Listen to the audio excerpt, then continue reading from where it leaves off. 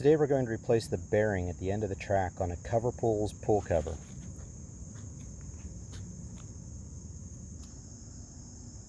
To start, go to your motor housing and pull some slack into the rope for the side you're working on.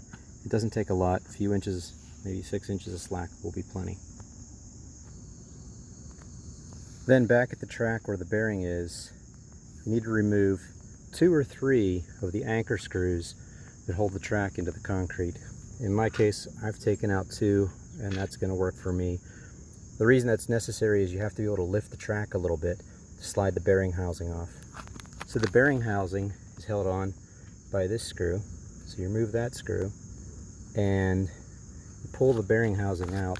When you pull it, you're going to be pulling the rope the whole way from the motor box. So it takes a little bit of wiggling, but you can pull the rope out. After you get the rope pulled out a little ways, you'll be able to twist that upside down and take out the screw that holds the bearing on. Here's the new bearing I purchased. It's about $15 at the Pool Supply store.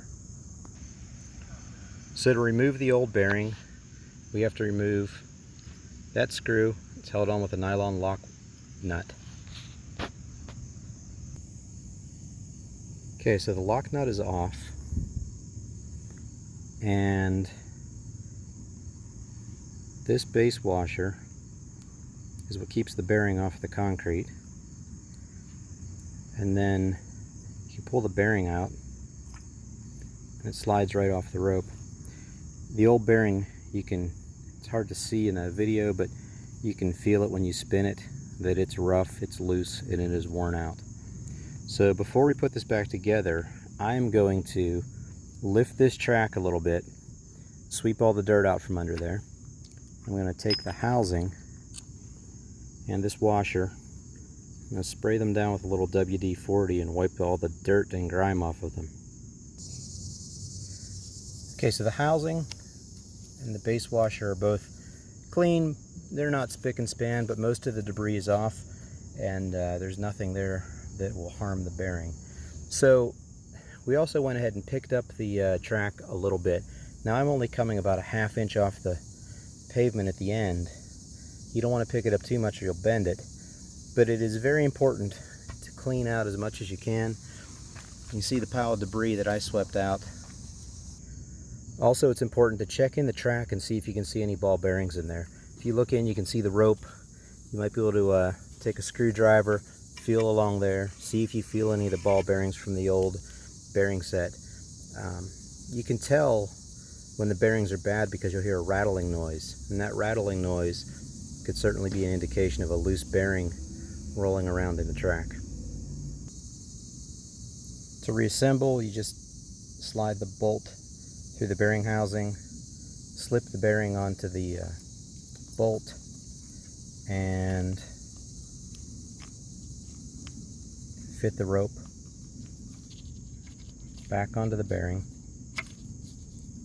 One of those jobs is a lot easier with 2 hands.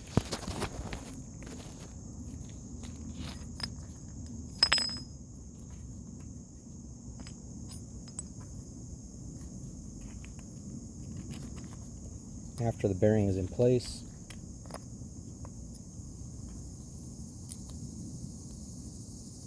put the base washer on and reinstall the lock nut.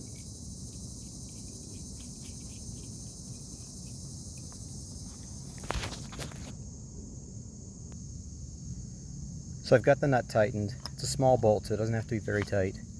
And we're going to line it up approximately where it is going to slide into the rail, and then you have to go back to the motor box and pull the rope tight to slide the housing back into the track.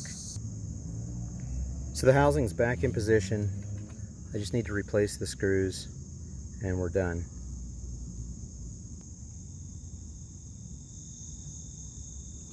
So the screws are in, this job is done. I just want to say that it's important to pay attention when these bearings start making noise, when you start hearing a clicking noise when you're opening and closing your pool cover. It's very important to change the bearings. It's an easy job, And if you change them right away, you'll save yourself from destroying the rope and having to replace the ropes. Hope this helps.